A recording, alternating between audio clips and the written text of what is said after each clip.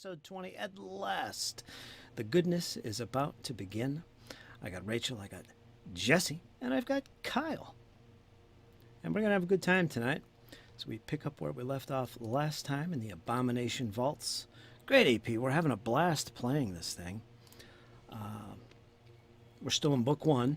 We're about halfway through. Maybe a little more than that. Book one. And we're going to keep this going as long as it takes and see what happens in the Abomination vaults. Great fun. Rachel, introduce your character and yourself. Hello, I'm Rachel. Feeling a little deja vu. But, so I play Althea, who is a gnome cleric. And she is just excited to be here. And that is meant to be in the most sarcastic way possible. But she is here to help her new companions, and that's what matters the most to her. Yes, indeed. Yes, indeed. Kyle, what's going on, my friend? What's up, friends? How you doing today? I'm back again. Once again, I'm Kyle. I play Dane, the human fighter, soldier of Last Wall, refugee. Tough as they come till I start dropping hit points, and then I turn into a wee little sissy guy. I'm here to protect my newfound friends, Althea and Sheppi, from whatever horrors await. To hell with the mayor's bargain, we have to protect them at all costs. They don't know the horrors they see. And yeah, we're fixing to get it on here. Gonna have ourselves a grand old session. We're gonna call an audible on this one, I think. We are. And, yeah, see where it goes. All right. Jesse, of course, you usually miss the introductions, but here you are tonight, joining us early on. What's going on? Hey, folks. I'm Jesse, and of course, I play Sheppi, the wizard. And he can't wait to burn something down tonight because he hasn't casted a spell from me yet. Wow. He's been played by other people, but hopefully tonight I can get a spell off. At least one. Hey, I played him with honor. Jesse, Yes, I you really did. An honorable playing. Well, hopefully tonight. Yeah, we'll see. And yeah, that's our cast of characters tonight. And with that, we're going to do a little recap of the last episode that wasn't recorded. It's not a separate numbered episode. It was just something we played offline, and we're going to pick up tonight with continuing that. But as far as what happened in the last episode, there was the meeting, of course, with some prominent members in town, including the mayor, Rin Savixi, and some others. And it was all agreed that further exploration of the gauntlight was in order. Later that evening, after the meeting, and all the companions got together at this point, and they learned a little bit about each other, Arthurian and Elias and Althea and Sheppi. They all got to know each other for the first time, basically. Some of them already knew each other, however. But regardless, they made their way to the Rowdy Rockfish. They talked about their next moves, who would go on to the gauntlight, who would remain behind and do further investigations of their own. It was all agreed that Althea, Sheppi, and Dane would lead the expedition further into the gauntlight at first sunlight the next day. And they did so after making some final preparations for any additional equipment they needed. And as they approached the gauntlight, they come across a stranger. A cleric, it turns out, a cleric of Iomedai. And this was a cleric known as Devon. He wanted to join the companions. He had great interest in Belcora and the mysteries surrounding her and her beliefs and Nembeloth and all that, the faith. Dark faith it was. And the companions agreed. Yes, you can come along, they said. Join us and reveal your own knowledge and skills as we explore the gauntlight. And onwards they went. The upper levels, of course, early on were pretty much vacant. The gremlins were nowhere to be found. That is until the party began to descend into the gauntlight, into the lower levels, where once was morlocks, these mushroom-eyed creatures that they had defeated, the companions. The gremlins eventually moved back in. This was, of course, their original home here at the gauntlight, and they were forced out by the morlocks. And gremlins agreed to, yes, you can pass through. We thank you very much for salvaging our home down here. And they were very grateful. In fact, an agreement was made with Dane and the companions to allow them safe passage and help them in any way they could. And it was here that the companions found themselves in the former throne room of King Growlgust, now occupied and claimed as the throne room of King Scrong, king of the gremlins. The head of King Growlgust displayed on a pike at the throne of King Scrong. After some tense moments, the companions were quite concerned because their only way back to where they had familiarity with the lower levels, which is near a pond, was blocked off, completely sealed with stone and rock, filled in by King Scrong and his gremlins, for fear of a drake they kept talking about. Of course, Dane and the companions knew about this drake. They fought it earlier and drove it off, but evidently it must have returned. Regardless, the only passage the companions knew of to get back on track with their exploration was through that cavern. King Scrong assigned a couple guides to lead the party on this alternate route to the north, and soon found themselves at this room. And this room turned out to be a shrine of great interest. Althea, in fact, as soon as she entered the chamber, noticed something wasn't right. She noticed a secret door, a passage leading somewhere. Upon further investigation, it was discovered that it led down a dark, tight corridor. Dane stood guard. While this was all happening, the cleric Devon got excited and made his way towards this shrine that was displayed at the far end of the room. It looked like a skeletal creature, large in size, made up of bones and rags tied together, and before it laid a body that looked like it was sacrificed to this god, this shrine. For it was a human, quite decomposed, perhaps a week old. A tattoo was discovered on it. None could identify it. However, cleric did reveal, after some investigation and some weaving of spells calling on the power of Iomedai, it was discovered that this was a shrine in the likeness of Belcora, or perhaps Nimbleth herself, the dark goddess. This was a sacrifice to that god. Very important information at this point. However, this was disturbed, the silence was broken. There was battle commencing further to the north, where that secret door had been found, and Dane had once been standing guard. He was no longer in sight. He had entered this corridor and was currently battling a dark shadow-like creature. The remaining companions joined him. It was long, it was arduous, it was a close one. But if it were not for the positive power and energy of the cleric Devon and Iomedai, Althea as well, calling upon Desna and her healing power, they would not have overcome this shadow creature. But they did. It was decided they would not continue any further along this corridor, which led north. They did discover a large chamber, however, on the opposite end that was glowing with some type of energy at its center, a blue glow. And it was dangerous, this glow, for it produced negative energy which caused poor Althea to scream in pain and agony. It was actually damaging the companions. They quickly left the chamber, and preferring to actually follow their original route past the shrine, they continued to the west. There, once again, they found the pond. They continued across the pond and made their way to familiar territory, a room that had been occupied by a giant skeletal minotaur, where Magnolia had found a glaive of sorts and had been carrying it. But the party continued. They continued east at this point, where they entered a large corridor, 15 foot wide.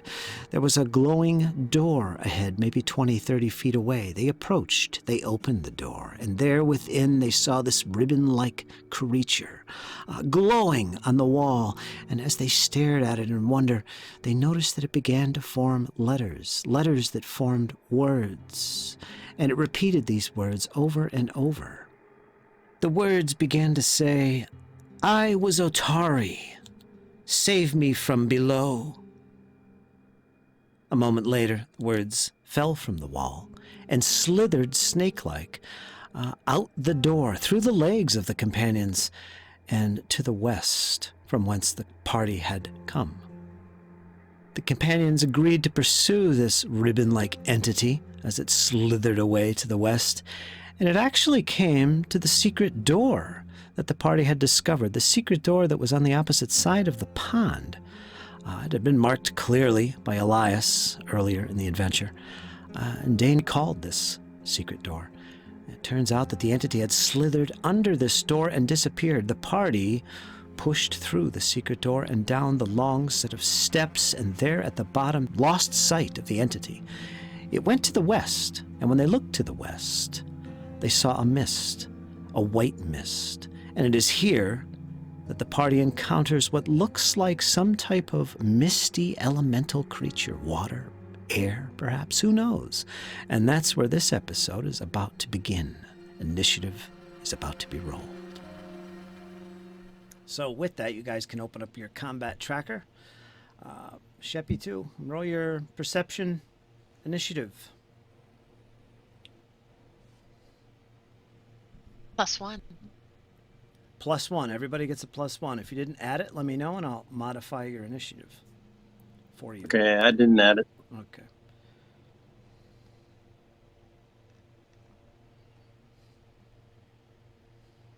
What was that for? For Sheppi, of course. Sheppi was scouting ahead,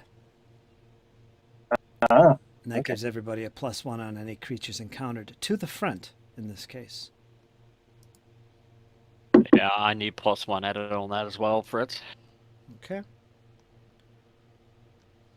Mine should be good.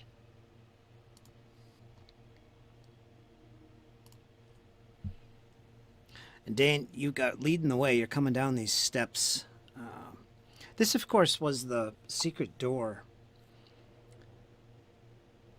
area that Elias, you remember Elias encountering early, and he left a little mark on the map. I don't believe you have the map, correct? I don't think you do. You're going by memory. No. Elias has it back in town. I didn't get it off of him, unfortunately. And this is the first time you've actually fully descended this area in pursuit of this wispy green glowing snake-like thing. You've reached the foot of the steps. You turn and you see this mist up ahead. You begin to step into this mist, and suddenly you see it. And Sheppi, you also see this, but directly ahead, you see what looks like this entity, human-sized, but it has like strange tentacle-like things extending from it. But it's like a misty blue and white in color, and it's at the center of this area filled with mist. And as you approach, you see this mist get thicker around this creature. And this encounter begins right with you, Dane, as you step right into this mist and stop, and there before you is this creature. Thus, initiative is rolled, and first up, Sheppi, you're up. What's going on? You see this creature up ahead. What's happening? I should remind you that this mist actually counts as concealment. So what that means, anytime you try and attack something while in this mist, you have to make a flat DC 5 check. And that's 15 feet away from the creature. That's where the edge of this mist is. Okay. What I want to do is see if I recognize this monster. I forget what it's called. Recall knowledge? Yes. All right. Let me look and see what applies. You're going to use either Arcana or Nature. One or the other you can use. Tell me what you're using, and go ahead and make a appropriate roll. Nature or Arcana? Arcana. Okay, go ahead and roll it. Oh, 3. I feel your pain. I was supposed to make that private, wasn't I? Go ahead and re-roll. It's your first roll in a while, so go ahead. And everybody starts off with 1 hero point.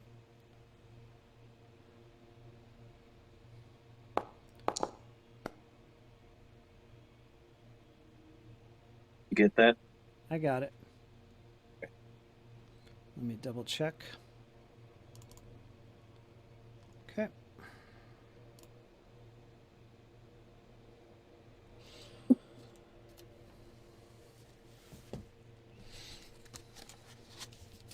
What is that, one action? Yes. Okay, and this is recall knowledge, and you're using Arcana. Some type of elemental creature. You've heard about them before. You might even have seen them. But this is some type of water elemental before you. Okay, it's your first action. Maybe you heard tales of them, or maybe you've encountered them before. That's up to you. Now, a little reminder for everybody. House rule is that you can continue using recall knowledge during encounters. Normally you can't. If you get a failure. You don't know if you get a failure or not, but I do. Just so you know, you can continuously use it. And have confidence that, you may or may not have failed. Go ahead. So, do you use electricity on it, or do you use fire or water? No, water. Would you use fire, or would you use electricity? Well, this would be another recall knowledge if you want to attempt it. The DC typically gets harder as you... Yeah. I'm going to try a cantrip. Okay. Electric arc. Put it in the chat.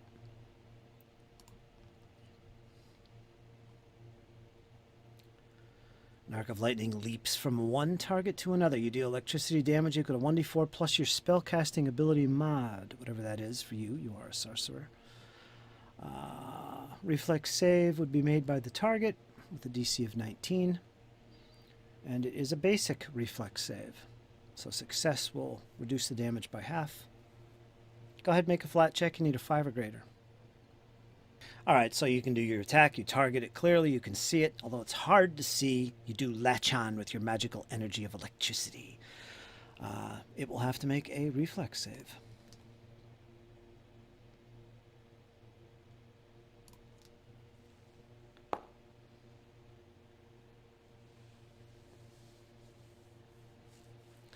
And it easily evades the arc of energy that comes flying its direction. So it takes half damage then. It takes, in this case, it takes no damage. Oh. Critical success is no damage. Success is half damage. Failure is full damage. And critical failure on this save is double. All right. I'm done. That was my last action. Okay. All right, next up. Thea, you're not sure what's happening. Up ahead, you see your friend Sheppi start manipulating magical energy, muttering something under his breath. You can't tell what. There's something happening ahead. Yeah, she has no clue what's going over there, and she's not about to peek around the corner. But she can see Dane, and she's going to cast Guidance, because whatever it is that Sheppi's attacking, it's going to attack back, and Dane's right there leading us. So, Guidance. Okay, you could drag those little red boxes onto your target. I think you can. I did. You got it. Yes. All right. Excellent. You have guidance. And with that, she's also going to cast Shield on herself. Okay. You have a macro There we for go. that? And then take cover as her last action. All right. Putting yourself firmly behind the wall. Let's see.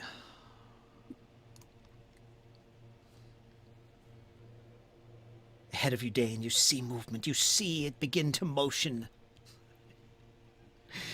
The wisps of fog begin to move.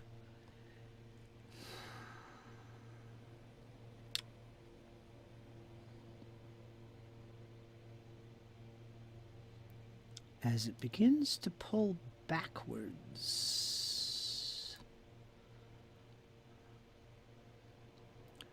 All right, so it's going to move a little bit away from you, which is good for you. It takes you out of the fog, actually. So as far as you can tell, Dane, up ahead, this creature at the center of this mist, it seems to have backed away from you as it seems to be paying attention to you. It sees you, it notices, but it pulls away, it backs up. As far as you can tell, you're not sure how big the room is. And with that, you're up, Dane. Yeah, seeing Sheppi throw off a lightning bolt and feeling guidance casted on himself, Dane's gonna look over his shoulder. If I should fall, leave me. And Dane's gonna start marching toward the fog. Okay. All right. Stop right there. Let me back you up one square.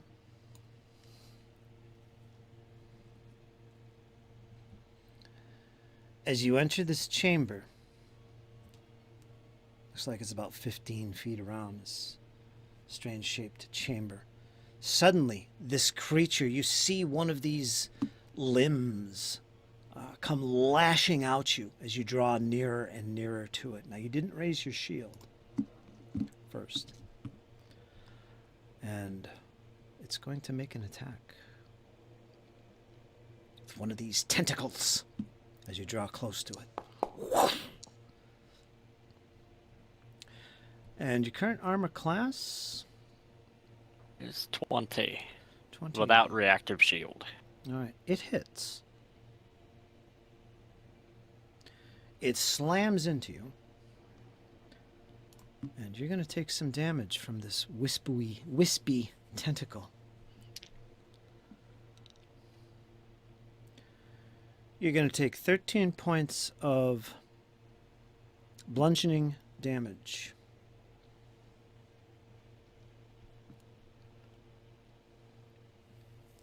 Okay.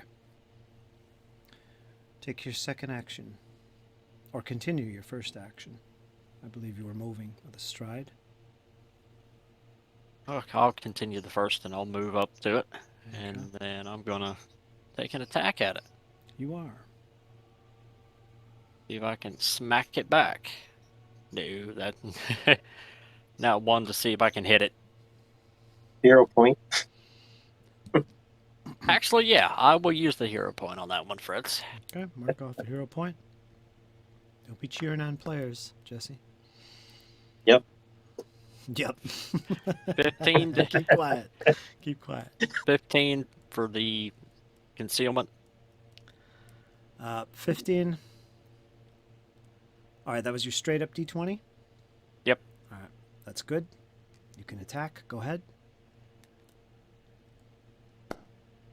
23. 23 is going to be a hit. Roll normal damage. As you lay into this being, this entity.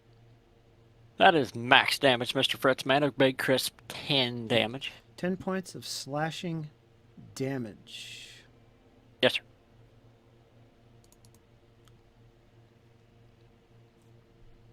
And this is with what? What are you using? Longsword. Longsword. You're done with the magical mace. Yeah, for right now, yeah. And then my last action, I will raise shield. All right, up your shield.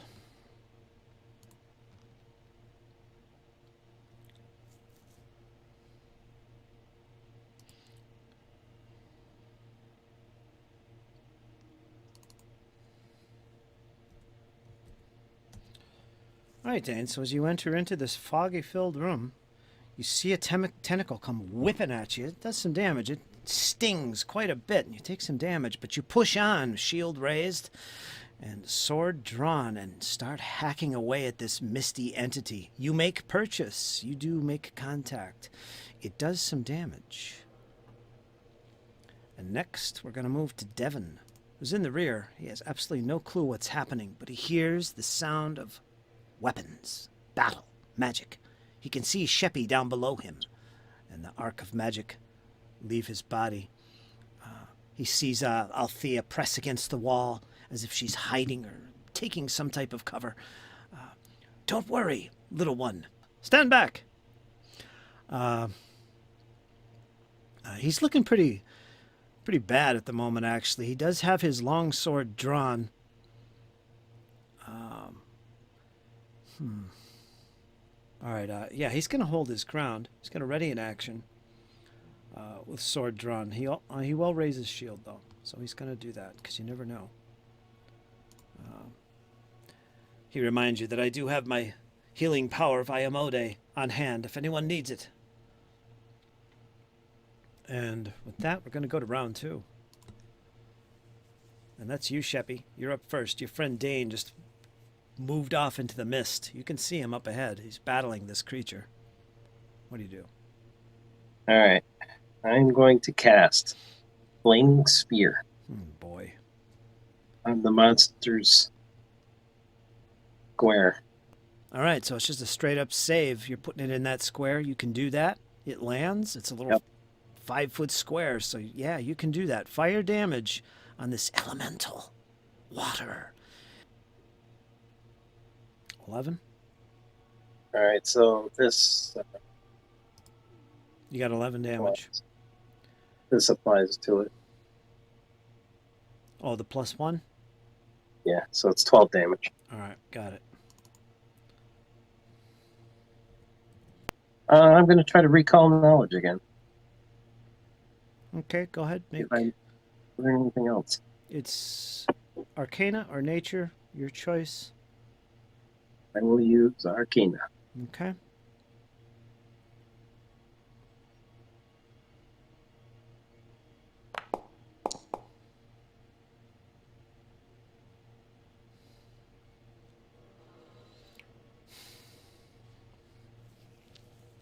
It's definitely a water elemental.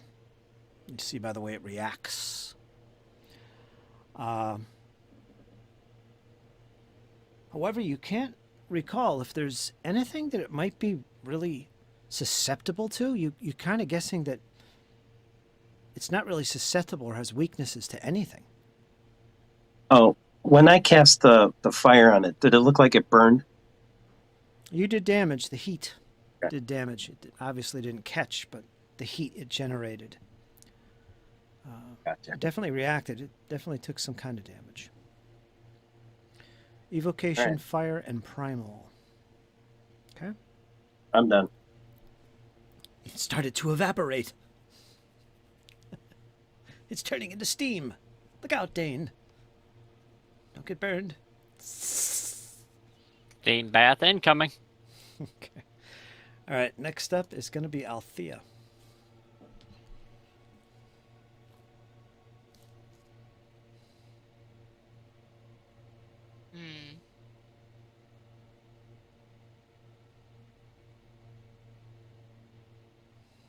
She steps around the corner. There we go.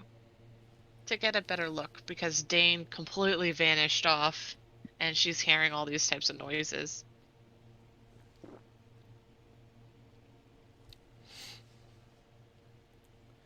Can I take cover behind Sheppi?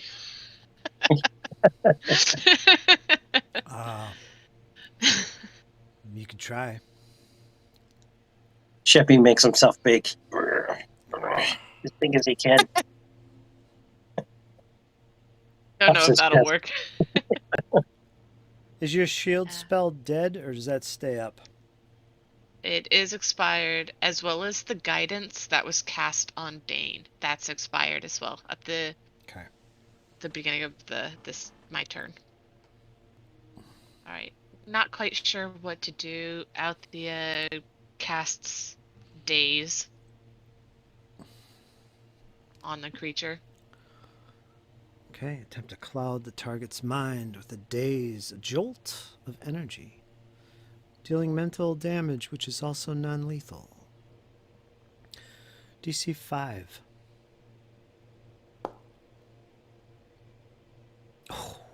is it with us rolling ones Hero, to target this thing? hero point? Wow. Hero point? No. Okay. All right, you just can't get enough on it to launch into it. Yeah, that takes up your actions as well. No, she's done. She moved, tried casting Daze, but can't quite figure out where it is. Okay. Time for the creature. What is this, Dane? What is this watery creature?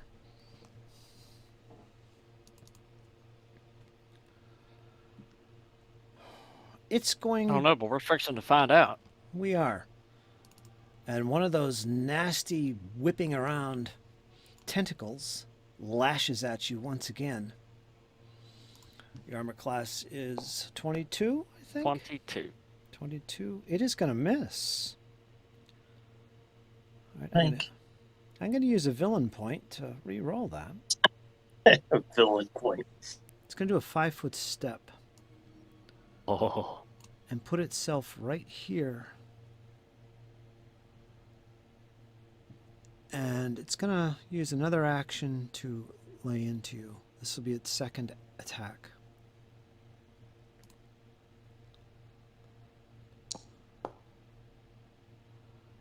And that is going to hit. Doing normal damage, you're going to take 9 points of tentacle damage. Bludgeoning. As one of these tentacles, quite long, whips around and slaps you straight across the face. Dane recoiled. Oh, I felt that one. Yeah, you did. 9 points of bludgeoning. And that's going to end its turn. And we're going to go to Dane. You're up. Oh, you had an attack of opportunity there. No, it took a 5-foot step. It didn't move out of my zone. That's why you said crap. Yeah, that's exactly what I said. So, Oh, well. yeah. Dane's going to look at it and smile. Is that it? Is that the best you got? You, Althea and Sheppi can both hear Dane is taunting this creature. Dane's just, come on! And with that, I'm going to make a roll for the concealment. Oh. The first attack was, nah, Fritz, Wow. nah. We'll try that again for the second action.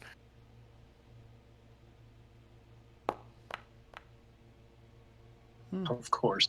Of course, nat frickin' 20. Very good. Very good. Yeah. When I don't need it. Yeah. You're especially locked onto him now. Okay, now make your attack. Yeah, there you go. 24. And that's going to hit. You're going to do normal damage. 4 points of damage there, Fritz, man. I'm going to try to demoralize. What language are you using? You can demoralize with a mere glare. All right, that's different. Loses the auditory trait and gains the visual trait. You don't have a penalty if the creature doesn't understand your language. Okay, so you avoided that. So go ahead and attempt to demoralize it. It is an intimidation check based on charisma. And you don't suffer a penalty on this, because language is You want this irrelevant. blind? This will be blind.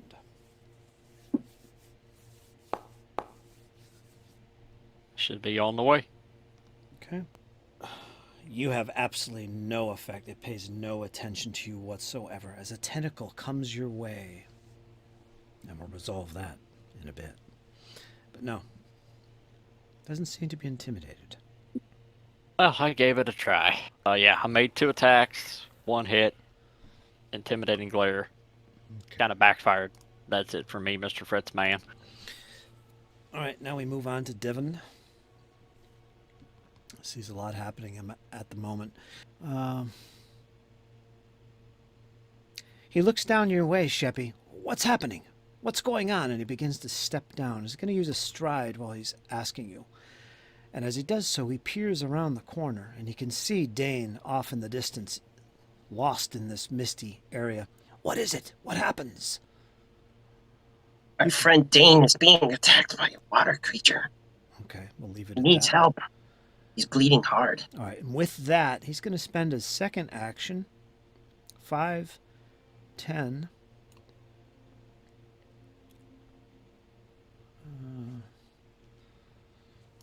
15, 20, and he's going to enter this fray alongside of Dane. That's his second action. Sword drawn in that hand. Gird yourself, my friend, I'll join you. And he's going to make an attack with his emblazoned long sword. The symbols of Iomedai decorate this beautiful weapon. What strange creature is this?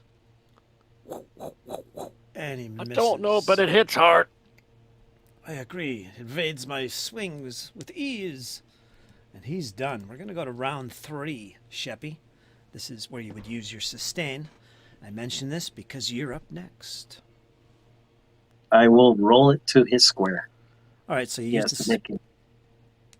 use the Yeah. sustain action to move it into Correct. the square. All right. Put it in the chat so I can roll his save. Gotcha. Okay. Let's make his reflex save to see if you can roll your damage.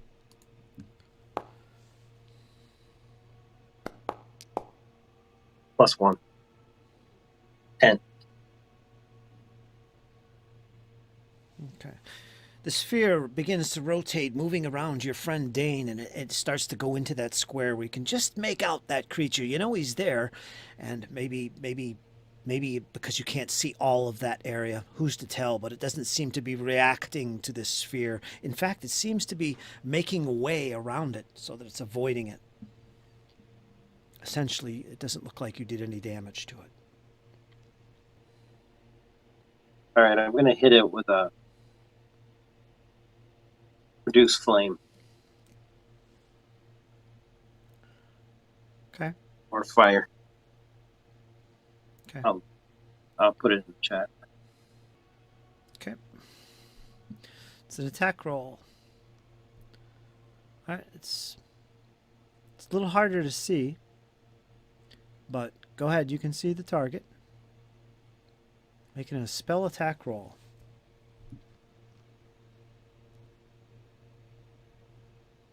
$19.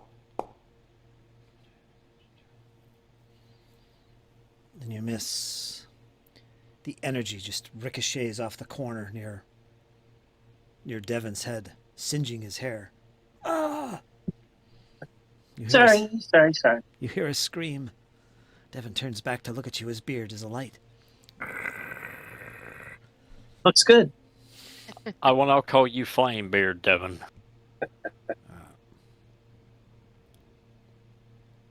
All right, Althea, you're up next. Your friend Sheppi's wielding magic in front of you. Something you recognize, being a spellcaster yourself. Oh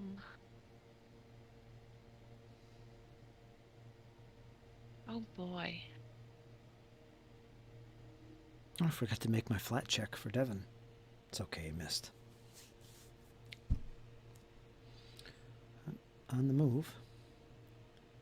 Yep, she moves up. Okay. And she's going to cast Electric Arc. So here's my flat check.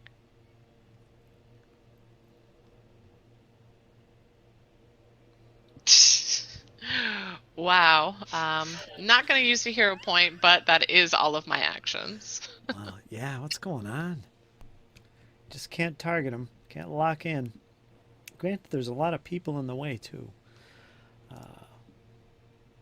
Nasty's up next.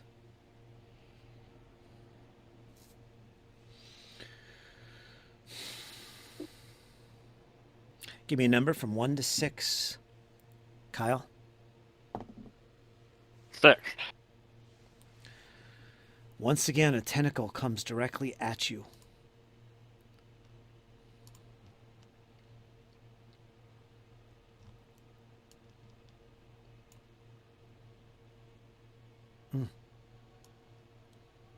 You easily evade it, but it comes back around.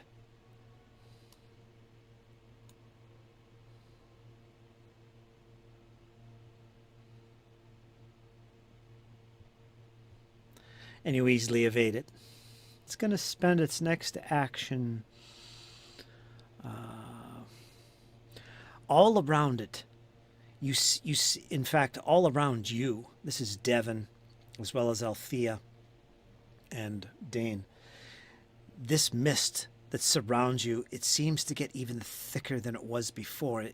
You start to feel it's even actually harder to move a little bit. It's almost like a gelatinous, this very thick fog. It begins to form around you. In other words, the mist is kind of solidifying in a way. It's still fog, but it's just, man. Sticky. Yeah, everything in this area is difficult ground, essentially. Okay, and with that, we're going to go to Dane. Being the one person in this fight that Dane did not want to see in this fight, as the fog list begins to thicken, Dane's going to look out there. Go, get yourself out. Fog is turning even more nasty.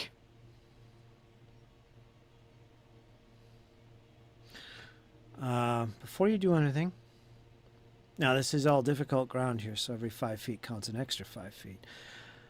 However, Dane, you in particular, you need to make a reflex save.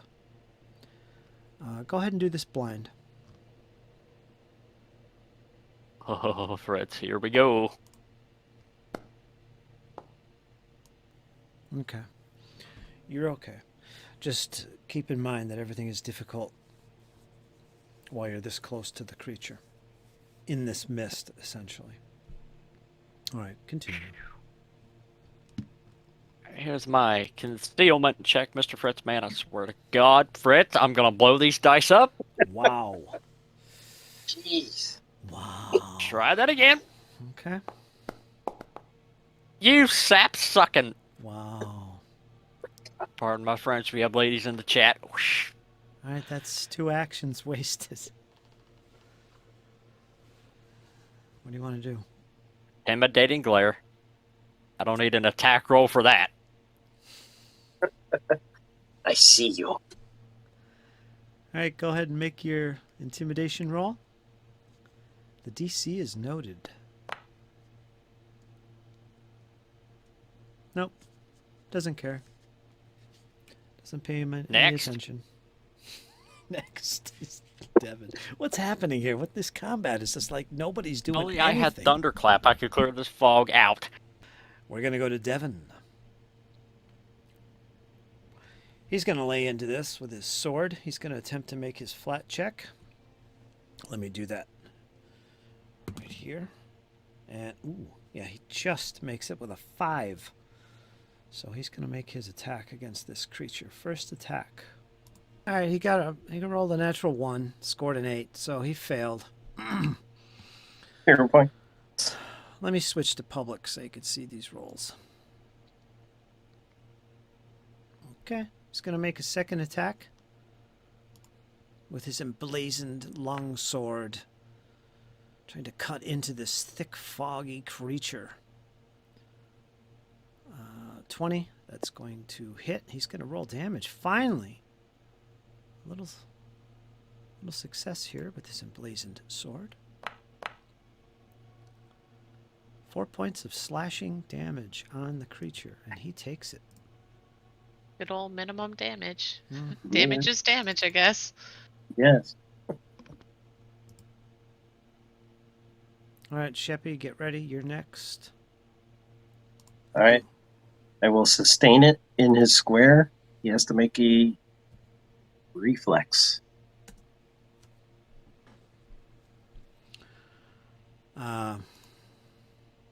Yes.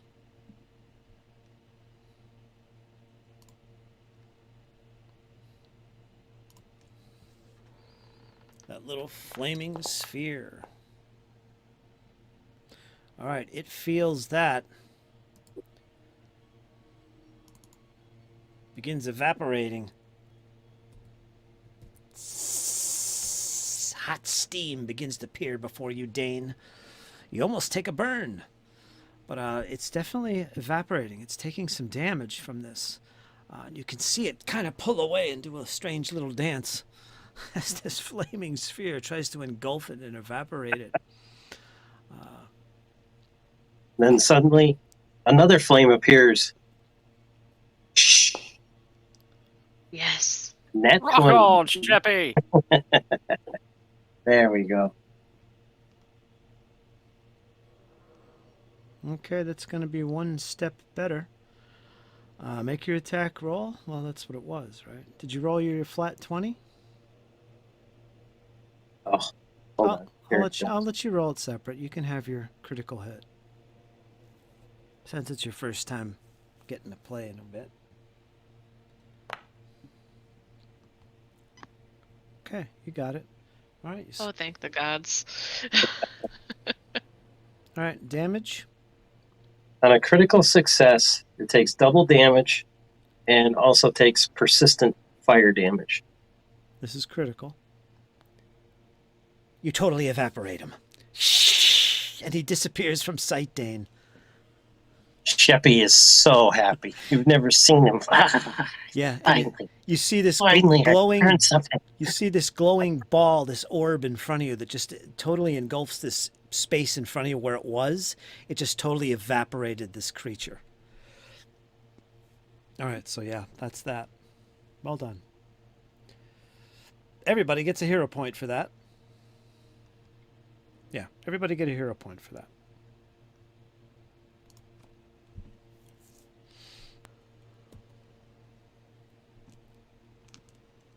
Does the mist go away?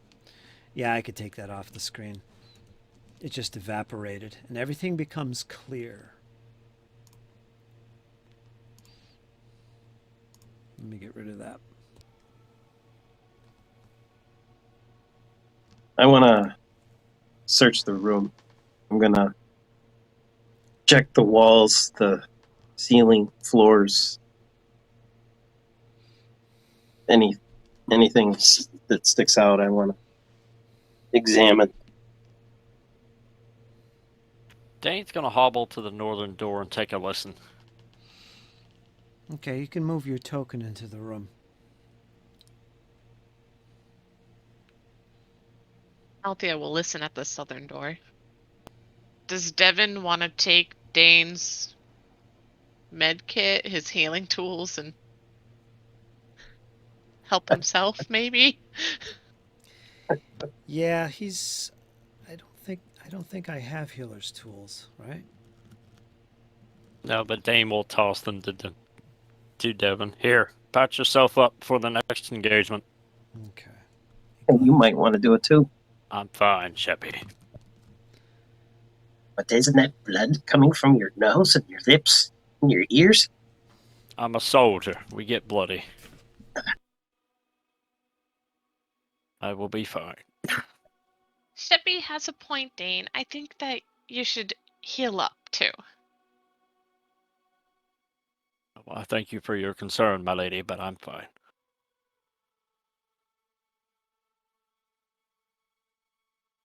I'm more concerned about you two than I am about me. We're Well, fine. if we don't have you, Well, who we're in else? trouble. It's like I told you both. If I ever say run, just go. Don't worry about me. Just go. I don't even know how to get out of here. Sheppi knows the way. Does Sheppi know the way? Sheppi not sure. All right, let's handle this one character at a time. Go ahead and give me a blind perception, Dane. Nobody else yet, just Dane.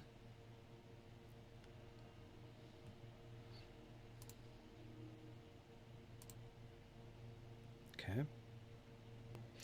Dane, you can't You're not sure if you heard something or not. You spend the time sitting here listening. There's some shuffling feet behind you. It's Althea moving into position, or maybe, you're not sure. But in those moments you do take a good listen, you may or may not have heard something shifting around, very faintly and in the distance, on the other side of this door. Not sure what it was. Whether it was feet, that could have been Althea. I'm not sure. But maybe, maybe not. You're not sure about that. Althea, give me a blind perception. As you likewise remain quiet and still and listen.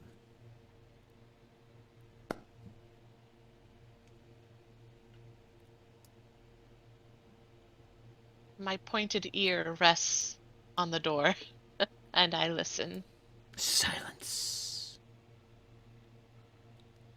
But wait.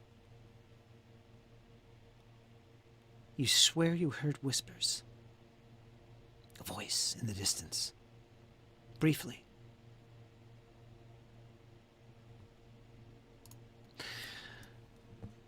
And while this is happening, Devon is going to take that little kit there and start patching himself up. This will take a little longer. That'll take an extra 10 minutes.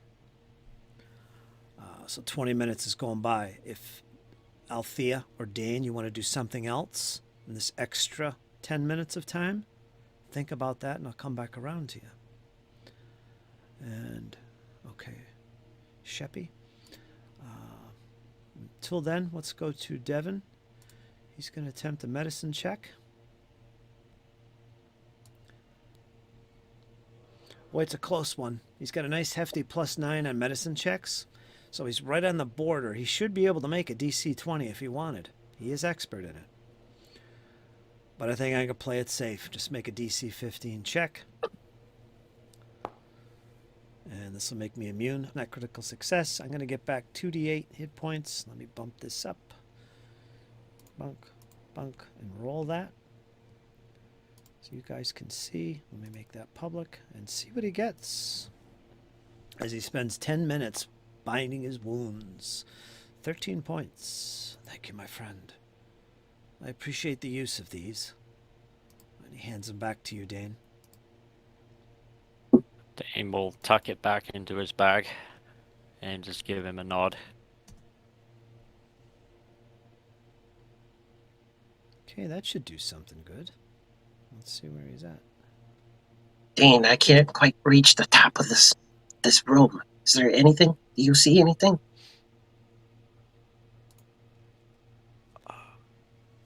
Hang on a moment, my little goblin friend. Dane will move over and try to boost up Sheppi.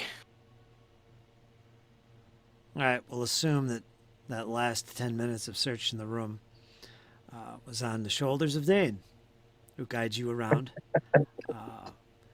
Oh, prod, poke.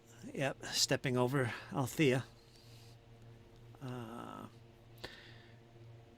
Nothing seems out of the ordinary.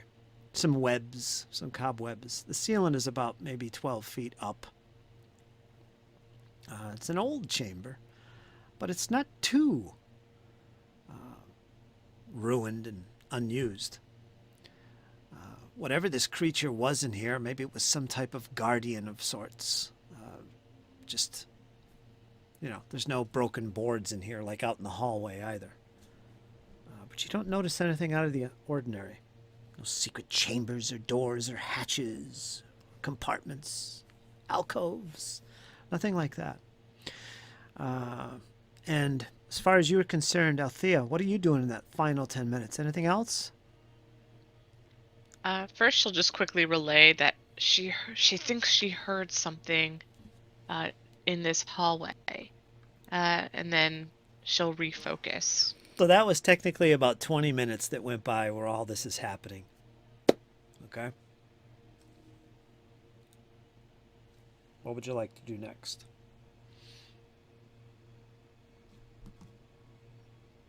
Which door, Dane? Well, Althea says that she heard something to the south. I believe I will head that way, and Dane will form up on the door. she looking like, Fritz?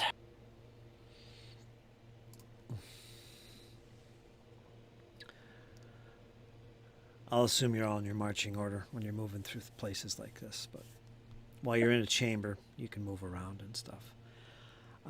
You can open the room, or are you listening? Or the door? I'm gonna open the door, but what shape's the door in? Like, do I need to kick it in? Is there a latch? There's a latch. Doesn't look like it's swollen shut. You should be able to just open it. Do you do so? Dane's gonna look to the others. You want us to be quiet or you want us to be loud? Maybe we should keep the noise level down. You're no fun. We should make it loud. That was good. Looks like the die is cast with you, Devon. What is your choice? Loud or soft? Very positive that whatever you were following, that little green wisp, snake-like entity, went in this direction. You're fairly confident it went under this door. Okay. Dane will lift up the latch with his shield and very quickly open the door.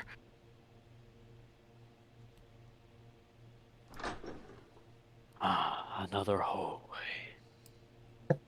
Another skinny hallway.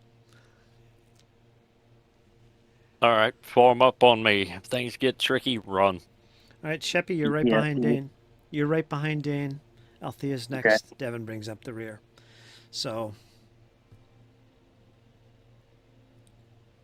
okay, see this long 5-foot wide corridor. You see doors to the east and to the west, the left and right, basically. And there at the farthest end, as far as your torch shines light, you can see it. You can see another portal, another door, Dane, lying up ahead. Now, the ceilings in these corridors, I should point out, are a little bit shorter than the ceilings in the chambers that you typically enter, like the one behind you. This might be about 8 feet tall. So for you tall fellows, you might have to bend your head. Althea, makes no difference to you. Or you too, Sheppi. But anyway, you do notice that, and yeah, nothing essentially out of the ordinary from what you've encountered so far in these ruins. What do you do?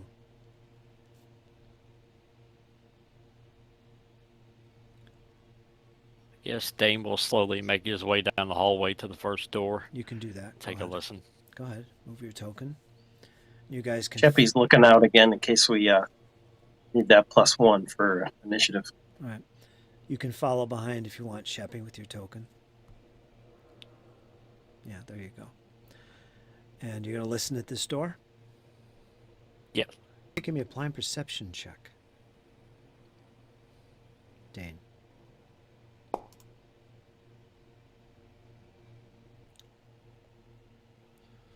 So you approach, and it's only 5, 10 plus feet in front of you down this hall. As you approach, Dane, you see it immediately. You see that faint greenish light at this particular door that you're drawing close to. Maybe that's what's leading you to it. Who's to say? But whatever you've been following, it must have surely went this way. You put your ear against the door, hold up your hand, listen. You begin to listen.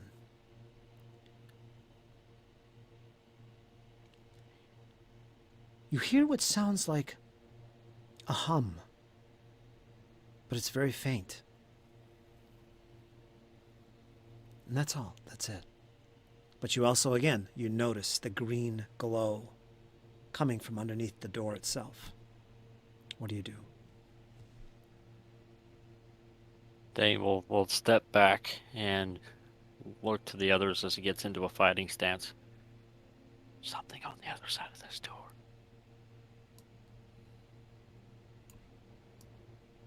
Ready?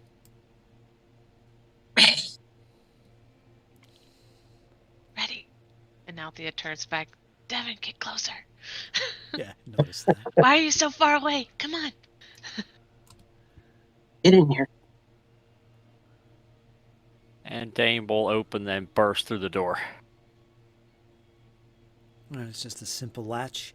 You push it open aggressively.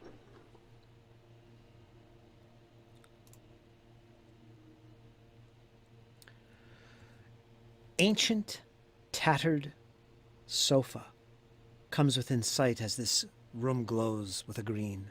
For some reason, it's not represented on the map. I don't know why. But yes, a tattered sofa sits across from you, directly in front of you, Dane, against the east wall. The south wall, to your right, Dane, shimmers the strange green light. It's coming from the wall. Do you enter the chamber? Yes. Go ahead and move in there.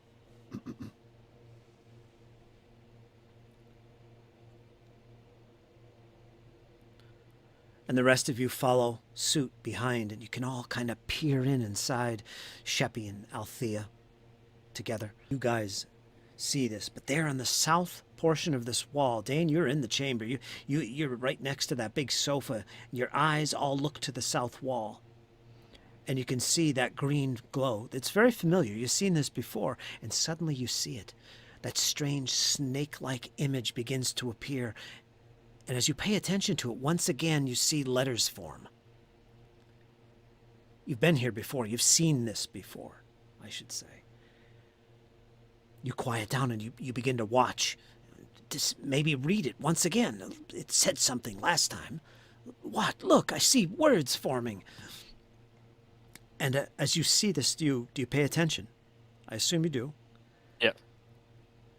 It begins to spell out the following words. This will take some time. Let me mark off some time for this as you watch. Devon, watch in the rear. Belcora fell to the Rose Guard, but we never knew of these vaults below. A moment later, the words, which seem to form on the wall itself in the shape of this little wispy snake, it begins to fall and slither away off the wall, this green glow. This little ribbon-like snake image appears on the floor before you, and it begins to slither away once again out the door. Thea, Sheppi, it glides between your feet and your legs. You step out of the way, and Devon as well, and it begins to go back up to the north. Now, what do you do at this stage? It's slithering away once again. Follow it quickly. All right, and as you do, Dane quickly rushes past you all. He's in the lead. I'm going to move Dane forward into the chamber you were just in.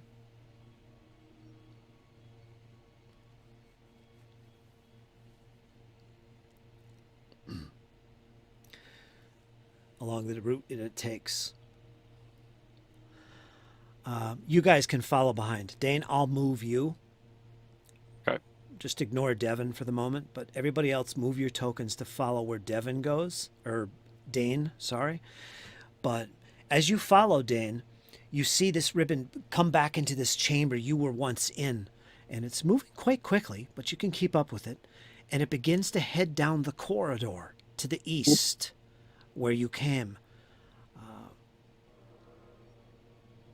I'll let the others follow behind. And it's here that it begins to continue forward, and it begins to slow down at this point and starts to climb the stairs to the north. And I'll move Dane a little bit up there so you guys can take a peek up these stairs. But there's a set of steps that go quite far, and it seems to like slow down its pace as it begins to go up these steps. But then it suddenly stops, and it suddenly starts turning and coming back around towards you, Dane. I assume you step out of the way. It's coming back down the steps. You're at the base of the steps. All right, as you step out of the way, it continues to go to the east, and it picks up its momentum. And there you see a door to the east, directly in front of you, Dane. And it slides and disappears under that door. About 10 feet in front of you is this door. What do you do, Dane? Did we pursue? You move up to the door. There's a simple latch on it. Do you open it? Yes. You open it. I think I moved you into the room. Whoops. You did. Yeah, he Just yeet disappeared. it on in there. Just. Where'd Alright. he go? All right, Dane, only you can pretty much see this. The rest of you are behind him, so you'll have to go by his description and my description, which I'm about to read to you. You peer inside. Your light begins to fill this chamber. It looks like a long, running north to south corridor. Or is it a room? It's hard to tell. But stone shelves carved into the walls. It's a 15-foot wide east to west corridor, essentially. Giant hallway. And it's got all these stone sculpted shelves. And while there are many gaps in this collection, a staggering number of books, scrolls, and folios remain on these stone shelves. You can see them clearly. Signs hang above several doorways to your left and to your right. As you enter the chamber, you'll see more of this if you do. But there's signs above the doors. Also, a faint blue glow flickers beneath the sign to the south. You see this to your right as you look to the south, Dane. You can see this glowing chamber, essentially, below you. The green wisp fades off as it seems to disappear to the north, to your left, Dane. Up in that direction. Basically, that's where it went. However, Dane, as you stand there peering inside at these books and looking for the green glow and being distracted by the blue glow to the right, the south, you see 1, 2, 3, no, wait, there's 4 of them. 4 creatures. Nasty-looking things. They hiss, and they seem to be standing scattered about this chamber near the bookshelves themselves. Give me a second as I drag some tokens onto the map. Because I forgot. Dane reaches up and sets his broken nose. He takes in a deep breath. Right. We have contact. This is what you see scattered about the room.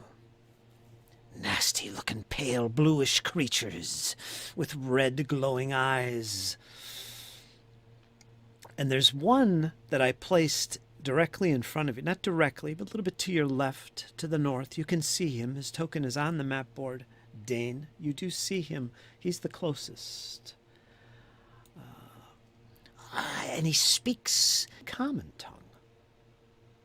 This creature begins to speak.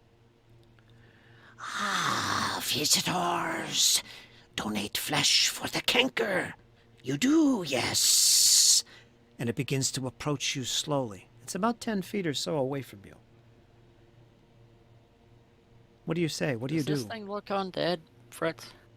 You tell me. Do you want to make a recall knowledge check? Yes. Go ahead and make a... I will help him with it. All right, you can do that. You're directly behind. Make a blind religion check, Dane and Sheppi. Sheppi's helping, so... Well, you making a separate check? Make a separate check, Jesse. Okay. Religion, you said? Mm-hmm. Nope. Blind. Yeah, blind. I forgot. My bad. Reroll it. Reroll it. Dane. Okay, I have yours, Sheppi, and I have yours, Dane. You have never seen this type of creature ever before. It's pretty much as I described and as I showed, but you have no recollection what it might actually be. It is speaking to you in common.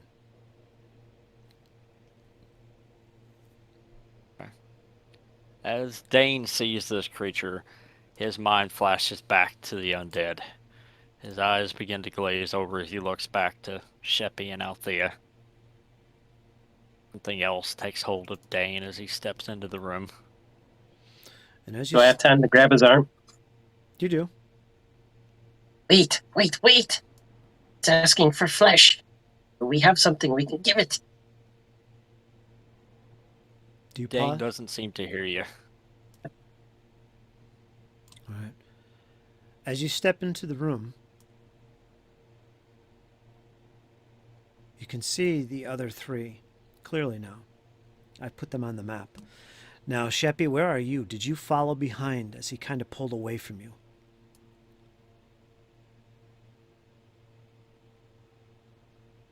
I'm right there. No, You move Behind yourself. Sorry. right there. Okay. And Althea, how about you? You're not quite clear what's happening. You do see movement ahead in this chamber, whatever it is. I assume. She doesn't want to get too far from the others, so if she fills in whatever gap they create as they move forward. Devon has mysteriously disappeared. There he is. Let me move him up. No. Sorry, I'm out of Get here. over. All you hear is footsteps disappearing into the distance up the steps. All right, so Althea, you're standing right in front of the doorway. Sheppi, you've moved in their sight of where these creatures are. They're all similar dressed, and that one to your left, Dane, to the north, that closest one to the north, that one is the one that spoke to you. And basically, I'll say it again, donate flesh for the canker? He asks you as you step in. The canker. Yes, the canker, the canker. You dedicate flesh. And as he says this, you see his tongue, this nasty tongue, come out of his mouth, and he's kind of licking his lips. And it's just then that you notice the one in front of you, to the east, begins to move a little bit forward. I'm not going to move the token. It's about 10 feet away. And so also do the others. They're all paying attention to you and Sheppi as you've entered this chamber. These nasty-looking creatures, they look hungry. And they're looking at you, Goblin. Licking their I'm a lips. veteran soldier of Lastwall. You will have no flesh from me.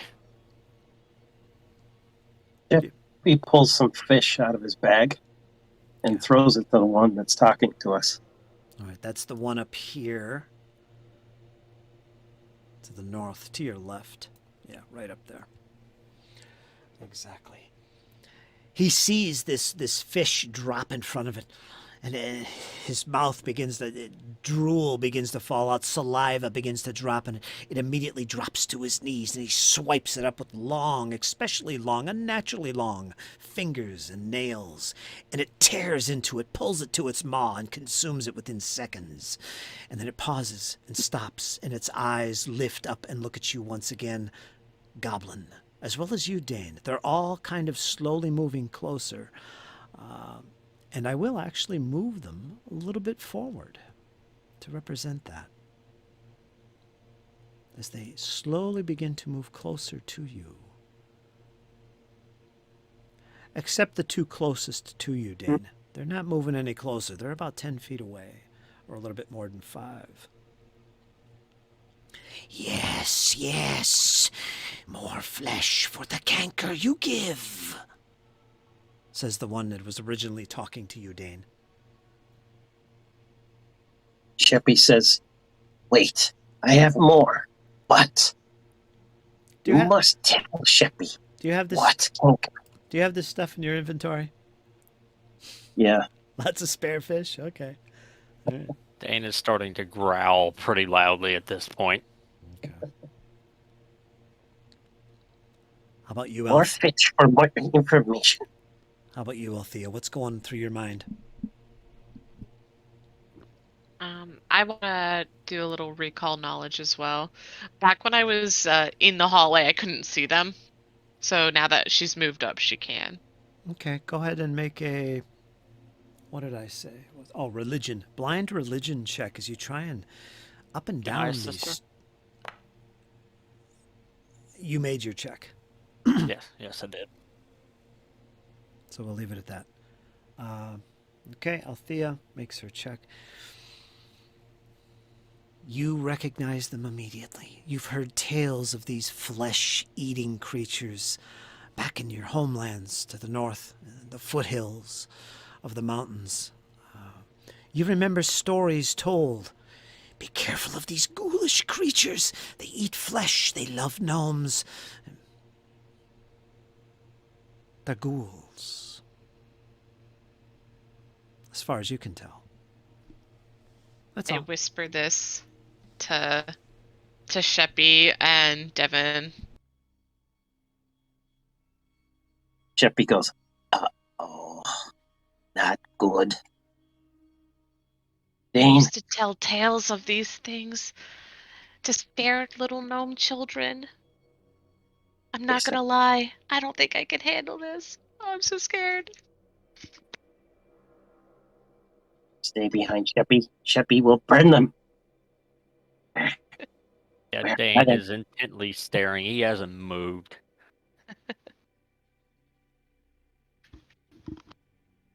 He looks over to you, Sheppi. Like I said before, his facial expression has fully changed. He's Yep. not the man that walked into this chamber. Are Sheppi, you ready, Sheppi? Sheppi winks, nods. Burn them. Whatever happens, Thomas, you defend Maria. Done. Maria. Oh, Maria. Maria, if things go wrong, you run. Sheppi, I think he means me. Oh, he's doing that again, huh? Yeah. Okay. By the way, who am I? Thomas, enough Thomas. games. Thomas. Thomas. Thomas. Human name. Focus, Thomas. I trained you better than this. All right, while all this bantering is going on amongst yourself, they get even closer. Now, let me recall what happened here. There was a check to recall knowledge. Yeah, these are something referred to as ghouls, as far as you've heard, Althea. And they loved flesh. You know that. You can tell the other characters that if you wish. I'm sure you did.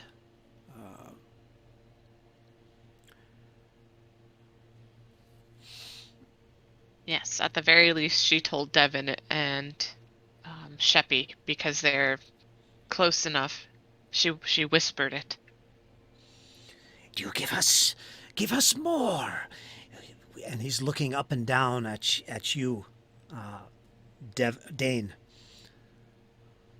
You give us more flesh, tasty flesh, not fish. We want flesh. Your next move, creature, will be your last.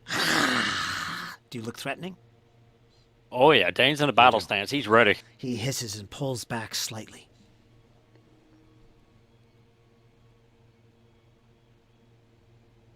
May have taken my home, creature, but you haven't beat me yet.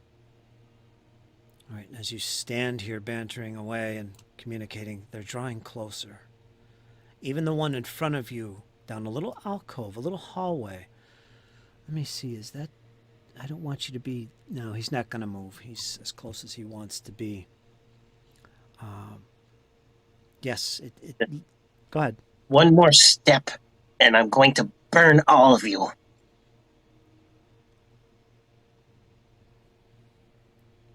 He's ready.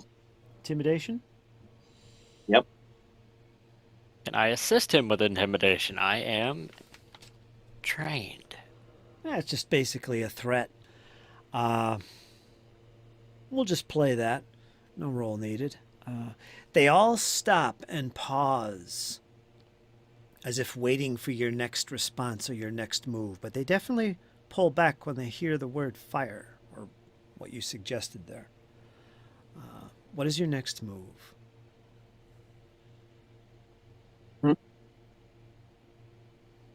Give us... Let us through, or we will burn you alive, or dead, or whatever you are. You will not donate flesh to the canker? He asks you one time. Who's the canker? The only flesh I will donate is yours. And with that, he lets out a hiss. His head hunches and falls into his shoulders. And with that, he leaps forward at you, Dane.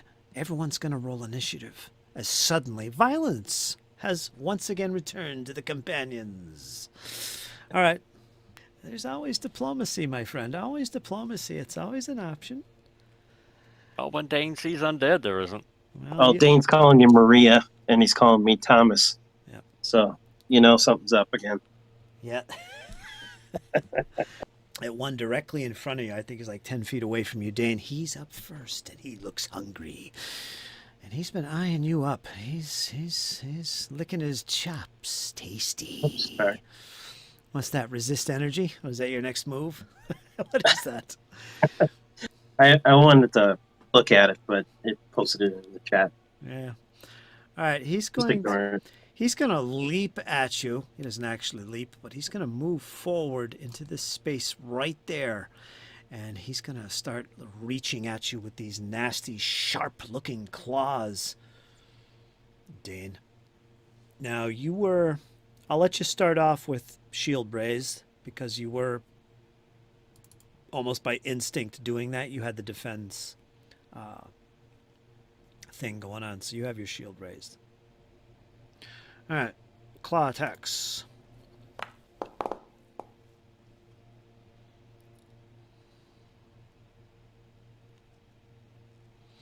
All right, it starts weighing into you with these claws with its second action after moving forward. It hits, and it's going to do some damage. More than you might think. It's not critical. Could you have that shield raised? You're going to take 4 points of piercing damage from these claws. No, I'm not, Fred. Okay. Reactive shield block? Shield block. Shield block. All right, that will reduce the 4 by your hardness value, which is? Hardness value is 5. 5? All right, negates it. Well, go ahead and make a fortitude save. Public or blind? This will be blind.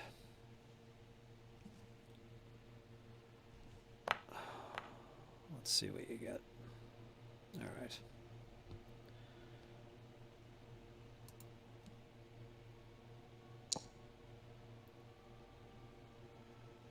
All right. Make another one, please.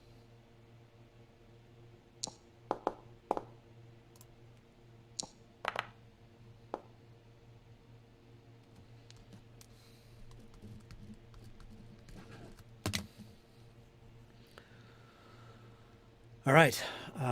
You don't suffer any other ill effects, whatever that might be. Next, it's going to attack again. It's got one more action. Only this time, it's going to try and clamp into you with this horrible-looking maw. Nasty yellow bladed teeth attempting to sink into you, but you managed to fend it off with your shield. And with that, we go to Althea. You hear once again that familiar sound of the clash of battle, the scraping of claw and shield and armor. You can see them up ahead. Dane once again finds himself in combat. What do you do? She screams out. Not like screams like, ah, but she's, stay away from my friend! Yep. And she's casts Moonbeam. Of course. You shine a ray of moonlight. Make a spell attack roll. What's the target? The one directly in front of Dane. Okay. Okay, let me... Whoops. The beam of light deals 1d6 fire damage. Tss. Moonbeam deals silver damage for purpose of weaknesses, resistances, and the like. All right, basically has to... you make your attack roll, and you scored a... What? What'd you get? Just a 15. 15.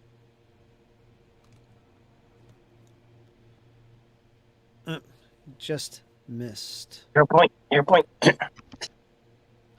Yeah, I'll use a hero point. Okay, go ahead. That's why I Thanks, give Jesse. Yeah. No problem. Alright, let's try this again. You hit. It's not, Much better. not critical, but you hit. So it hits the target. Moonbeam. You're going to do some damage. Fire. It's 7 fire damage. 7 fire damage. Ah! All my damage screams sound alike. It's the same guy hiding behind a curtain. Ah! Sound effects. He's my sound effects guy. Sounds like Devon. Yeah. Ah! Yeah, he's in the back of the line howling up damage. Sounds. Ah! Yeah, sound effects. Ah! Oh, ridiculous. I gotta edit that out. That's silly. All right. All right, so screams of pain in front of you. Dane, is a beam of dim, moonish-like light hits this creature, and he screams. Well done, Maria. Now do it again. Nope. We got the one. Anyways, I cast shield You do. on myself. Okay. A big aura appears between you and these foes. Pensive is next. Where is he?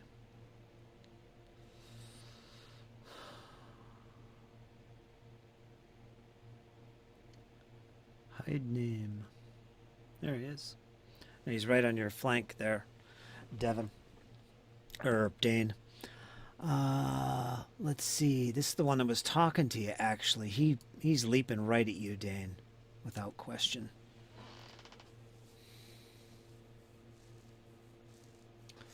And he's going to strike at you with some claws, raking at your flesh. Is it second action?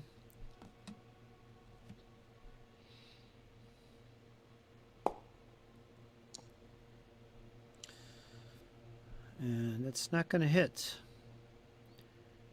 And he's going to do it again, once again, with the claw.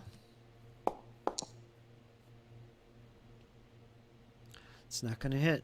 You're able to fend off these attacks with your shield. It's done. It's going to go to Sheppi. You're up next. As these creatures start to descend on your friend, Dane. What do you do, Sheppi? Sheppi's hands begin to glow. It's about to cast.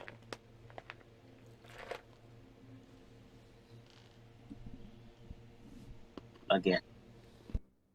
In indecisive square. He begins to emanate a flame sphere again. He has to make a DC 19 reflex save. Okay. And for my last action, I will intimidate Considerate, which is to the south of me. I'll say, this ball of flame is coming for you next. All right. Go ahead and make your roll. Private. Blind.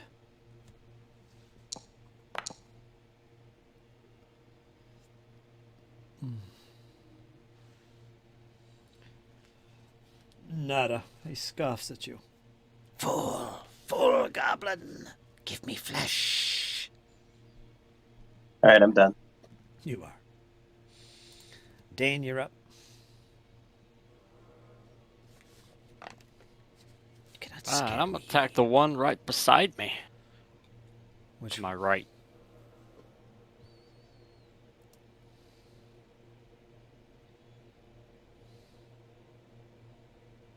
$17.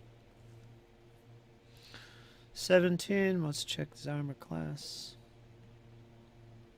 Okay, you hit. They're not very well armed. Or armored, I should 8 say. points of damage. 8 points of damage, which is slashing. Yep.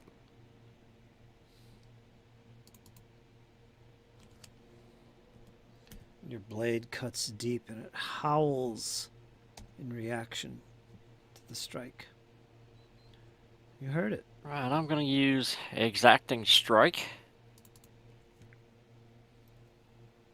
And try it again.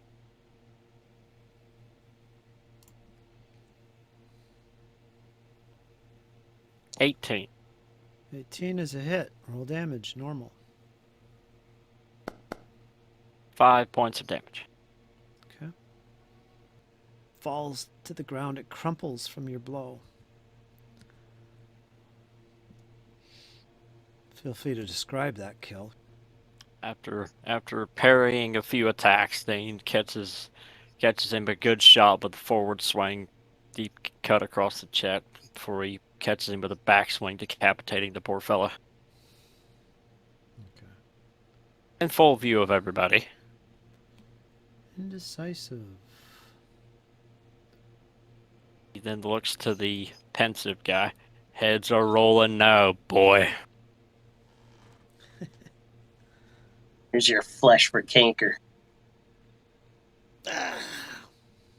Just because I can. I'm gonna give him a headbutt. Okay. Bludgeoning damage. Unarmored 15. attack. Non-lethal. 15. 15, I believe, is a miss. It is a miss. You don't catch him with I your gave head. it a fair try. You did. Devon, you're up next.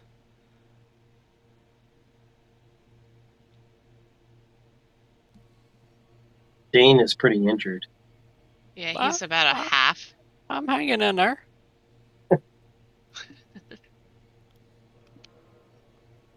He's worrying me tonight. I'm sucking it up. All right, Devon's going to push his way through. He probably shouldn't do this, but he's going to push his way through. He steps into the room in front of you to your left. Sheppi. Thank you. Wait, don't go there. I was getting worried about that. Yeah, he's going to move right to this position here. I was going to raise shield, but I was going to just do attack with my sword that's out, my emblazoned sword.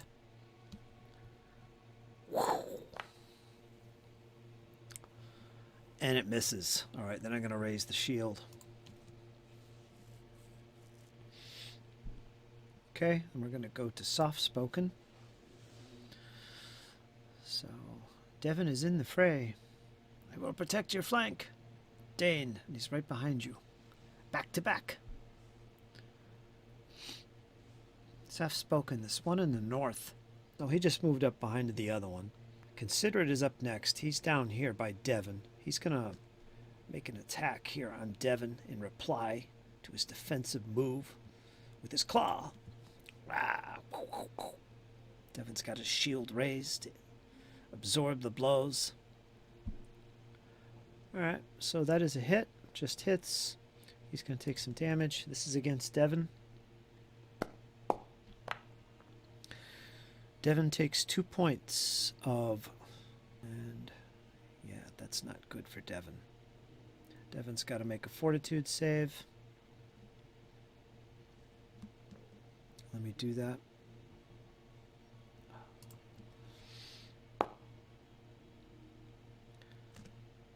Okay, now he's got to make another fortitude save. Alright, he passed both saves. He's good. He took his damage. He's done. We're going to go to the next... Yeah, we're just going to go to the next round. We're going to go to Althea. You're now at the head of the round. Head of the round. Mm-hmm. All right, so I can just see the one next to Dane, so I'm going to cast Electric Arc.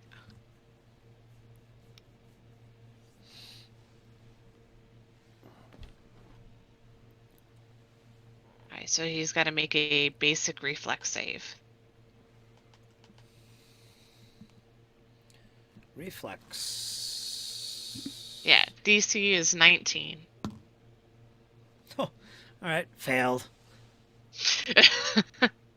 Alright, let's roll the damage. What is this, electric arc? Yes. Oh, I clicked the no. button out there. Wow, it is really lagging. Yeah. I did 8 damage. Electricity. 8 damage. And this is on pensive. Pensive.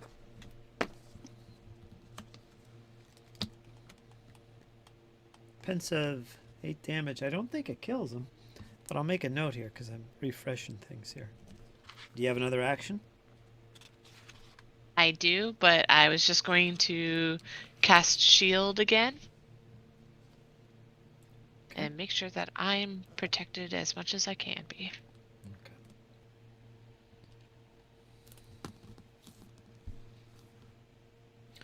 All right, it gets one hit on you, Dane. You'll have to make 2 fortitude saves. Go ahead and do that if you can, and I'll roll up the damage for this attack. Public? I won't see it, but yeah, make them public and tell me what you get. 2 points of piercing damage. 13 and 18. All right, you failed the first one. That's not good. So essentially, you took some damage, and you also, well, you failed the save.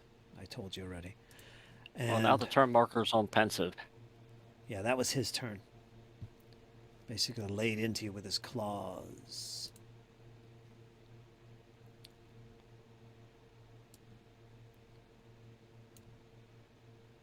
All right, let me see. Where's the fist?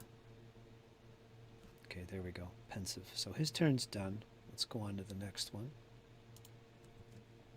There, now it's working. Sheppi, you're up next. What would you like to do? Okay, he's going to move his spell, the flaming sphere, and he's going to put it on pensive square. Okay.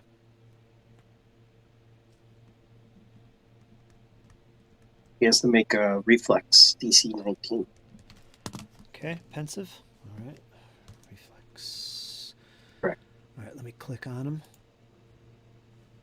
And hit reflex save, DC 19.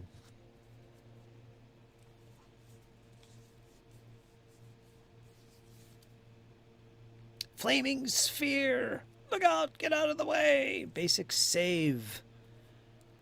Yep. 11 points. Okay, that's what you did. Where is this guy? There he is. All right.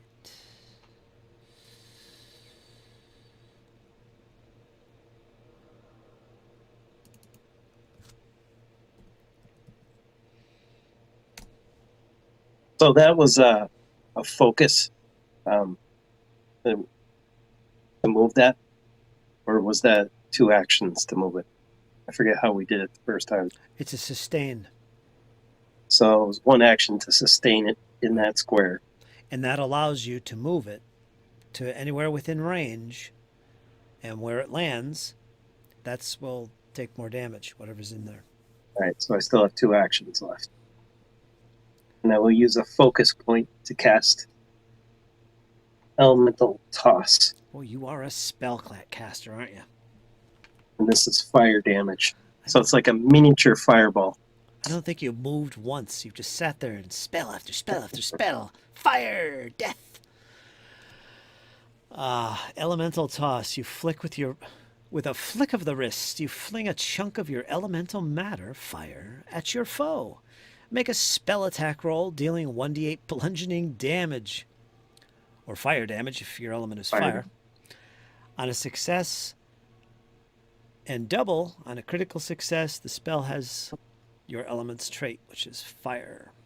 All right, make an attack roll against your target. You flick molten energy at the creature. 24. 24. That is a hit. Critical?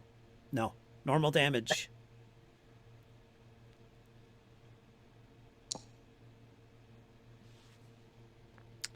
Ten points Plus of fire 1, damage.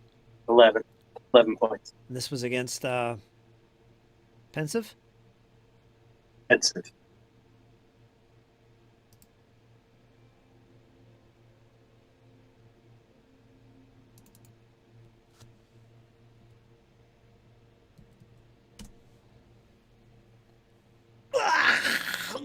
And it crumples into a pile of burning ash. Well, maybe not ash, but you cooked them really good. 2 of the creatures are down. Next. Are you done? Yeah, I'm done. All right, Dane, you're up. All around you, the bodies are piling up. You're felling these strange beasts that seem to be relentless, focused on one thing. I will move through Devon and take an attack on this boy. Considerate. You could. I'm not being very considerate with my strikes today, Fritz. No. 18. 18 is hit. Normal damage. Like I said, It's going to be 5 damage.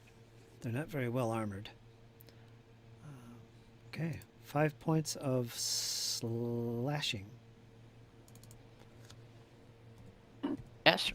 I haven't started poking yet. Okay. Next. Then I'm going to do it again. All right. Roll another attack. That's a nat Oh. 20, Fritz. Ooh. That, Big 25 there. that will be critical Fine. hit. That'll be critical. 8 points of damage. 8 points of damage. Oh my god. Getting the hits, guys. I just ain't getting shit for damage.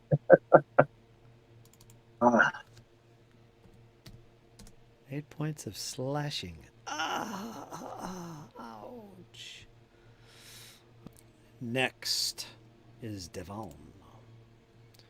Now we're going to make sure we raise it again. He's going to attack this creature alongside Dane. He's going to do a sword attack with his emblazoned blade.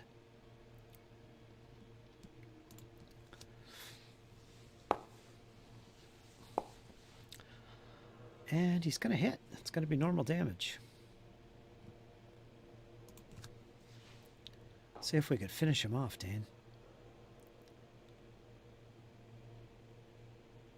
Finish him off by any means necessary, Fritz. Headbutts, low blows, kicks to the knees, anything you want to do to him. 6 points. I don't think that's going to do it. Nope. Almost. Oh, man, it's so close. But no, that won't do it. He's still kicking. I dug into him deep. And I think no, I'm done. 2 attacks and raise shield. So he's done. Next is going to be soft spoken. Yeah, we got this guy here. What's he going to do? I see an opportunity here. I'm going to roll my oracle here. I'm either going to do this or I'm going to do that. Let's say, give me a number from 1 to 6, Sheppi. 4. Okay. Leaps into the air. He's going to move to this position and get a flank on Devon. Close to what I wanted to achieve, but that's good. And then he's going to attack Devon, who's now flat-footed. Going to make it his attack now. This will be his second action. And against the flat-footed cleric. Okay, 20. And that's going to be a hit, so that's going to be some damage. And then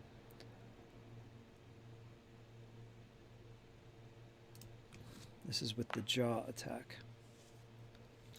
2 points of piercing damage on Devon. Shield block to absorb it completely, so he'll do that. All right, that negates the damage. But he's still technically counted as being hit. So Devon still has to make that save.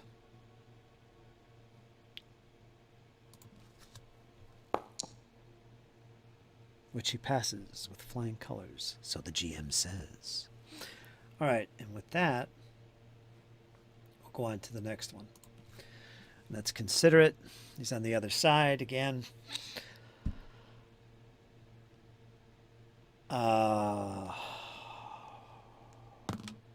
No, he's going to go after Dane. He's going to go after Dane. Not the wisest choice, but that's what he's going to do on Devon with Claw.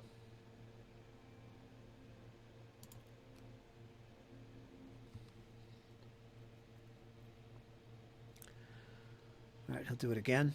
Another claw attack, raking at you. Nope, he missed. All those attacks missed, Dane. You managed to avoid being stricken. And with that, we're going to go to round 3, although it should be round 4.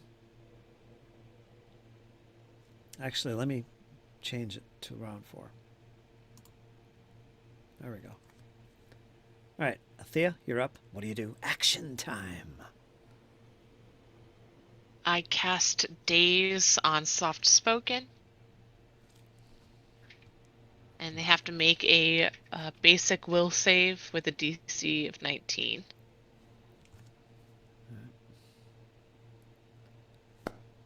Non-lethal damage. All right, it's a failure. What happens? Damn it. He's stunned. 1. That is correct. He becomes stunned 1, and he takes 4 mental non-lethal damage. Ah! And he grabs at his head and screams. Ah! That was a different voice, you notice. Ah! Higher pitched. Devon, make a noise again. Well done, Maria. Do it again. Oh boy, we're getting crazy. All right, stunned, right? Yes, stunned 1. And Althea raises her magic shield. You guys have your physical shields. She's casting magic. Yep. Ready. I will move the ball into soft-spoken square. All right, 1 action to sustain. Yep.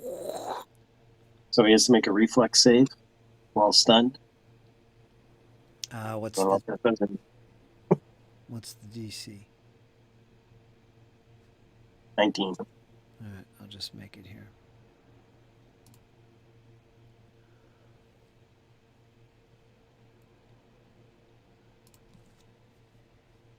Yeah, there it is. Oh no! All right, it's a failure. What happens? Damage. Yeah, death is what happens. 13 points. Ooh. That hurt. 13 points. And ooh.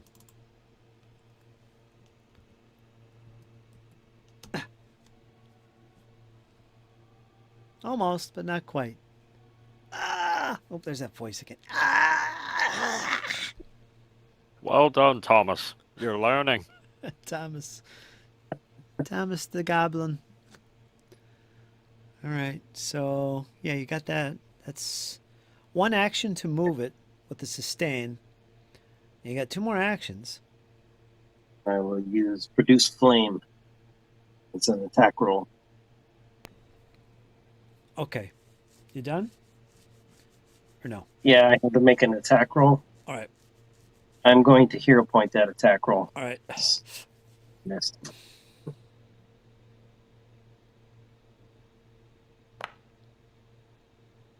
$26. 26 it is. That is... Well, it's critical success.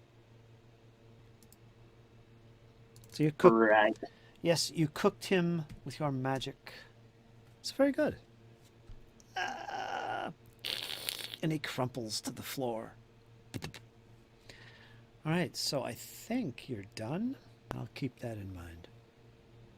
Dane, what's going on? I'm gonna cleave it in 2, Fritz. It's just gonna happen. It's gonna happen right now. Yep.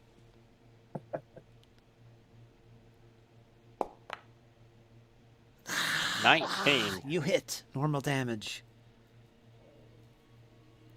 Must have flesh. Give me.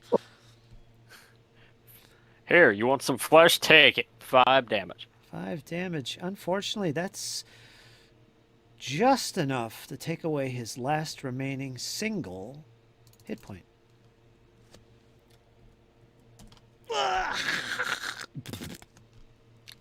Describe how you kill it, Dane, in wonderful fashion. What does that look like? Hearing this creature beg for flesh, Dane socks it real good in the mouth, real hard, and then he proceeds to give it exactly 3 hard headbutts. Hip tosses it to the floor, and then proceeds to stab it quite vigorously. Even after it's pretty apparently this guy is clearly dead. Clearly.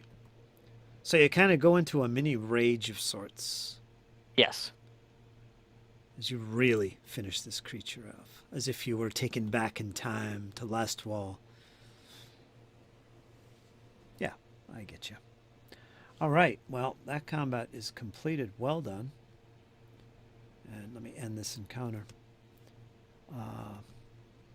Let's move it along a little quick here.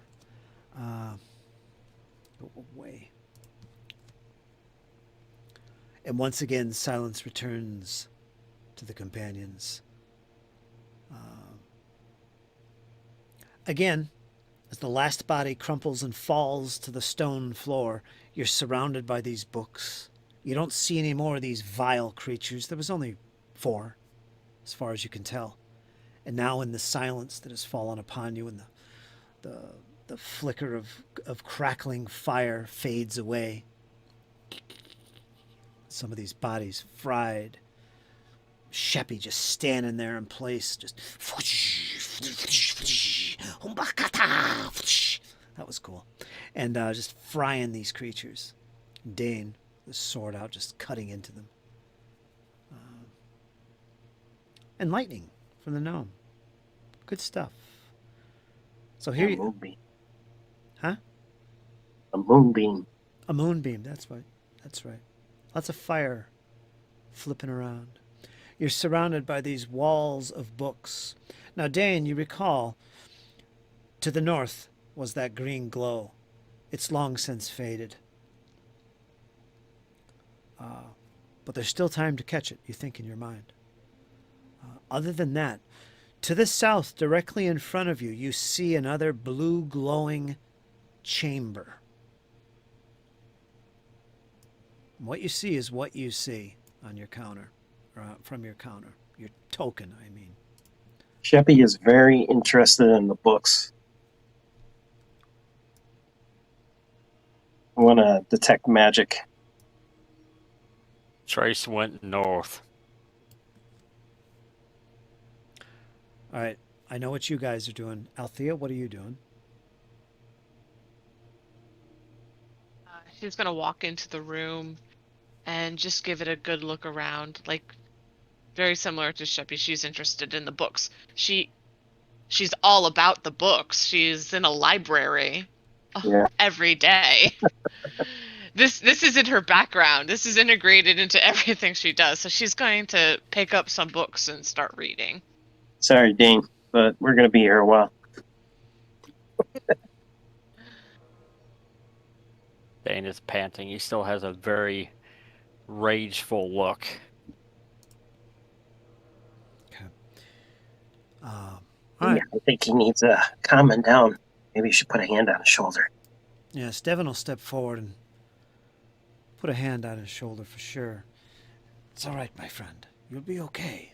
I understand. He bows his head. And you feel a warmth come off his hand. All right, so... Snaps him out of his rage. Yeah. Gives you a few backhands. That's what he does. What's the matter with you, fool? All right, you guys are looking at the books, kind of perusing what's going on here. We could do that. I cast the detect magic as well. All right, detect magic. Foom. I will be heading out for the night. Yes, though. it's that time, folks. All right, Jesse, I'll take care of what you find out. But this is where we'll pick up, in this chamber. Dane is calming down. You guys are going through the books, casting a little detect magic to see if anything pings. But we'll pick up from here. To the south is a glowing chamber. What you can see on the map is what you can see. There's something going on in there. And yeah, we'll leave it at that. I'll give you your experience points later this week for your little fights, which is good. Did good. And yeah, so Folks, we're going to leave it at that, and we're going to let everybody say their goodbyes before we shut her down. Rachel, jump in there. Say your goodbyes. Have a good night. Thanks for watching us not die today. Yay, we're all alive. Yep, we survived. He does not sound enthused about that, guys. Next time I will try harder, I promise.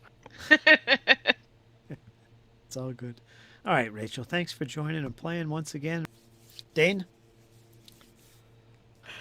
Well, good night, my friends. You all have yourselves a good night. And once again, Dane did not die, but I did start 2 fights heavily wounded. It was a lot of fun. Once again, I want everybody to give Fritz a big round of applause and a big thank you for putting all this together for us tonight, as he normally does. A very awesome job of giving us the tools to play the game and have some fun and call people different names from what they're supposed to be. More insight on that later. And salute, my friends. And thanks for that, Dane. And Jesse, go ahead and take us out. All right. Sheppi finally got to do something tonight, and I think he did very well. I'm happy with his performance. And everyone, I had a great time playing with you guys. Fritz, you are the best DM I've ever had, and I appreciate everything you do. And folks, you have a great evening. And as always, 2 arms. Have a good night. All right, folks, we'll see you guys later. Till next time, thanks for watching, Ryan, who was watching the stream. Very good. We'll see you guys next time. Till next time, folks, hang in there. It's only going to get better. Toodaloos!